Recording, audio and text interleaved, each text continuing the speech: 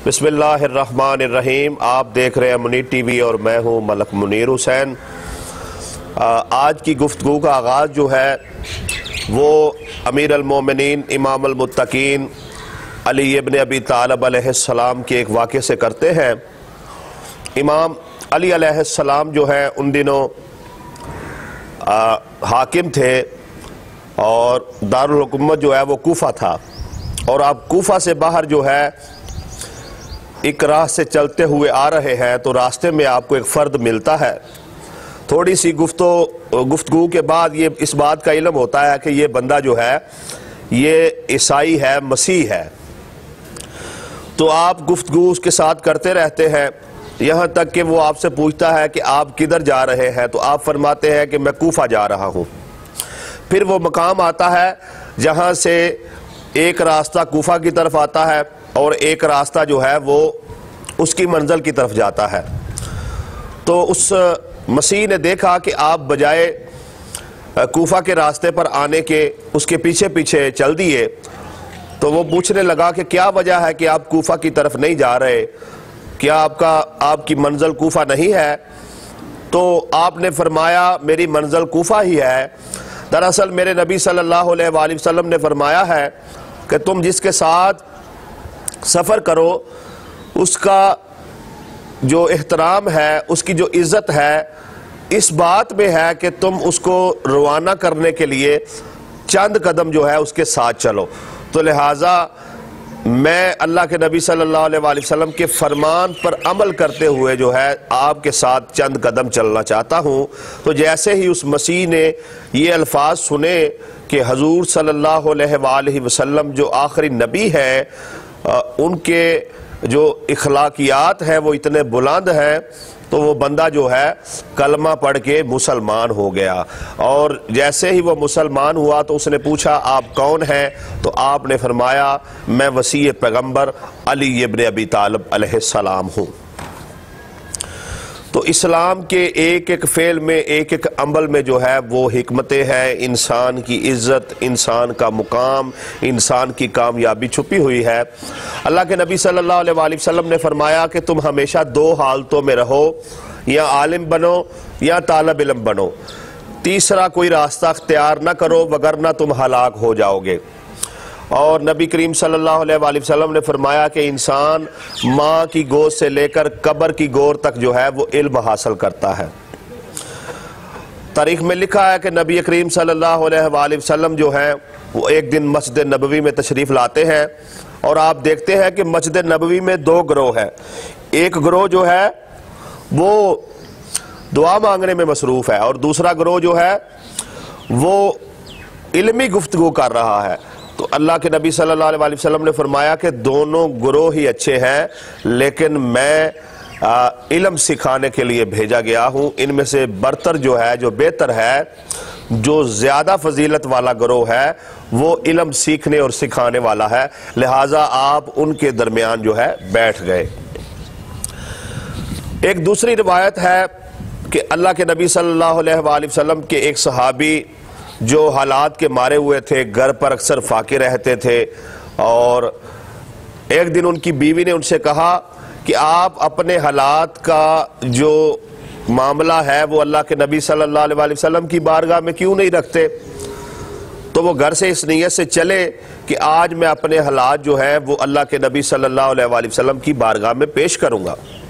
तो जब अल्लाह के नबी सल्लल्लाहु अलैहि वसल्लम की बारगाह में पहुँचे तो हजूर सल्लल्लाहु अलैहि वसल्लम ने उस वक़्त जो है फरमाया, आप उस वक़्त गुफ्तगू फरमा रहे थे, तो आपने इरशाद फरमाया कि अगर कोई शख्स हमसे मदद तलब करे तो हम उसकी मदद करेंगे, लेकिन कोई शख्स जो है अल्लाह की मखलूक से बेनियाज होना चाहे तो अल्लाह उसे अपनी मखलूक से बेनियाज कर देगा। तो ये बात सुनने के बाद वो अपना जो हाल है, जो घर के हालात है वो बयान ना कर सके और वापस चले गए। अगले दिन फिर यही नीयत की, फिर यही सुनने को मिला। तीसरे दिन भी जब उन्होंने ये नीयत की तो हजूर सल्लल्लाहु अलैहि वसल्लम अपनी गुफ्तगू में यही फरमा रहे थे। अब तीसरे दिन इस जुमले ने उनके दिल पर बहुत ज़्यादा असर किया और आप वापस चलते हुए वो सहाबी रसूल जो है वो सोचने लगे कि मैं कैसे जो है अल्लाह की मखलूक से बेनियाजी इख्तियार करूं। फिर उन्होंने अपने मोहल्ले में पहुंचकर एक हमसाये से कुल्हाड़ा जो है वो उधार लिया और जंगल में निकल गए और लकड़ियां काट के लाए और उन्होंने वो लकड़ियां फरोख्त की और यही काम जो है उन्होंने शुरू कर दिया। और अल्लाह ने इसमें ऐसी बरकत डाली कि उनके घर में जो है रिज़्क़ की फरावानी हो गई। फिर उन्होंने भेड़ बकरियां बना ली। तो फिर जब वो मालदार हो गए तो एक दिन हजूर की बारगाह में बैठे हुए थे तो हजूर सल्लल्लाहु अलैहि वसल्लम अपने उस सहाबी को देखकर मुस्कुराए और आपने फरमाया, क्या मैंने नहीं कहा था कि जो अल्लाह की मखलूक से बेनियाज होना चाहे तो अल्लाह उसे अपनी मखलूक से बेनियाज कर देता है। एक दूसरा वाक़या है कि हजूर सल्लल्लाहु अलैहि वसल्लम अपने असहाब के साथ किसी सफ़र पर रवाना थे तो रास्ते में एक चश्मा आया तो आपने तमाम असहाब को वहाँ पर रुकने का हुक्म दिया। चूँकि नमाज का भी टाइम था तो असहाब पैगम्बर जो है वो वज़ू फरमाने लगे। तो जब वज़ू कर चुके तो हजूर सल्लल्लाहु अलैहि वसल्लम भी चश्मे की तरफ चले तो आपने चश्मे के करीब पहुंचते ही अचानक आप वापस पलट पड़े। अब जो सहाब हैं वो देखने लगे कि अल्लाह के नबी सल्लल्लाहु अलैहि वसल्लम शायद इस जगह से अब सफ़र फरमाएंगे। तो आप जैसे ही अपने ऊंट के करीब पहुंचे तो आपने अपने ऊंट का कमर बंद बांधा और फिर चश्मे की तरफ चल दिए। तो सहाब ने अर्ज की, या रसूल अल्लाह, ये छोटा सा काम था, आप हमें बोल देते। तो हजूर सल्लल्लाहु अलैहि वसल्लम ने फरमाया, अल्लाह पसंद फरमाता है कि तुम अपने कामों को अपने हाथों से अंजाम दो, खा छोटा हो या बड़ा हो। तो ये है सीरत रसूल खुदा। एक शख्स जो है इमाम जाफर सादिक अलैहिस्सलाम से अर्ज करता है, मौला मेरे हक में दुआ फरमा दीजिए। तो इमाम फरमाते हैं, मैं तेरे हक में हरगिज दुआ नहीं करूंगा। तो बंदा कहता है, मौला क्या मैंने कोई खता की है? इमाम ने फरमाया, नहीं, तू गलत रास्ते को इख्तियार कर रहा है। अल्लाह ने जो रोज़ी का ज़रिया है वो ज़रिया जो है उसका तलाश माश में रखा है। तू जाकर मखलूक में जो है वो अपने रिज़्क़ को तलाश कर और तू चाहता है कि घर में बैठ के ही रोज़ी घर में ही मंगवा लूँ। ये चीज़ जो है ये फितरत के ख़िलाफ़ है, लिहाजा तेरे हक़ में दुआ नहीं की जाएगी। तो यहाँ से ये भी पता चलता है कि अपने हाथ से कोई काम ना करना और सिर्फ दुआओं पे जो है अपना सारा महवर सिर्फ दुआओं को करार दे देना कि सिर्फ दुआओं से ही सब कुछ होगा, ये भी अल्लाह के सिस्टम, अल्लाह के निज़ाम के ख़िलाफ़ है। और एक और वाक़या है कि हज़ूर सल्लल्लाहु अलैहि वसल्लम अपने चंद साहब के साथ कहीं जा रहे हैं तो रास्ते में खाने का वक्त हो गया। तो हज़ूर सल्लल्लाहु अलैहि वसल्लम के एक सहाबी कहते हैं कि जानवर को ज़िबा मैं करूँगा। तो दूसरे कहते हैं कि इसकी खाल मैं उतारूंगा। तीसरे कहते हैं खाना मैं बनाऊंगा। तो हजूर सल्लल्लाहु अलैहि वसल्लम फरमाते हैं कि लकड़ियां खाना पकाने के लिए मैं लेके आऊंगा। तो वो सहाबी कहते हैं, या रसूलल्लाह सल्लल्लाहु अलैहि वसल्लम, ये काम हम अपने हाथों से अंजाम लेंगे। तो हजूर ने फरमाया कि अल्लाह इस चीज़ को पसंद नहीं करता कि कोई फ़र्द जो है वो अपने साथियों से काम करवाए और ख़ुद कोई काम ना करे। तो ये आज के जितने जो जाली पीर हैं उनके लिए भी एक मैसेज है कि हजूर सल्लल्लाहु अलैहि वसल्लम की सीरत तो ये थी।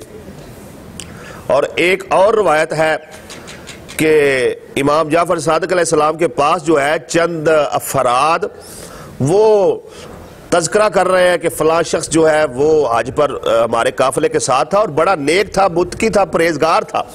तो इमाम फरमाते हैं, अच्छा क्या कर रहा था? तो उन्होंने कहा, जी वो एक सेकंड के लिए भी अल्लाह के जिक्र से गाफिल नहीं हुआ, बस तस्बीहात, रुकू, सजदे, क़याम, दुआएं, आहुज़ारी, तिलावत। तो इमाम फरमाते हैं, अच्छा फिर उसके जानवर की देखभाल कौन करता था? तो वो फर्द कहने लगा, या इब्ने रसूलल्लाह, ज़ाहिर है हम करते थे। तो इमाम ने फरमाया कि तुम काफिले वाले तमाम अफराद जो हो उससे बेहतर हो। तो ये भी एक मैसेज है, पैगाम है, हमें इसको जो है समझना चाहिए, ज़हन में बैठाना चाहिए। एक काफिला जो है वो हज के लिए आ रहा था और चंद दिन मदीना में रुका और फिर मदीना मुनव्वरा से रवाना हो गया मक्का की तरफ।